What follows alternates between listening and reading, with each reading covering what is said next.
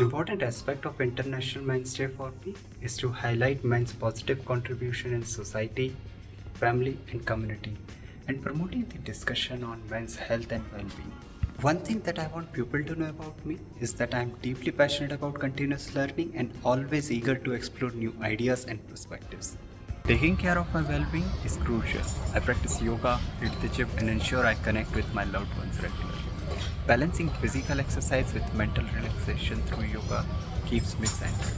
Additionally, I participate in marathon. These events challenges me both physically and mentally, contributing to my overall sense of well-being. It's vital to take breaks and prioritize mental health and stay active to ensure holistic sense of well-being.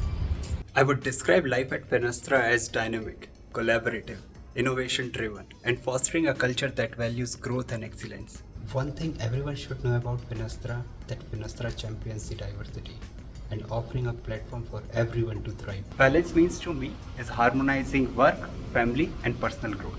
Culture at Finastra is inclusive, celebrating diversity and encouraging growth.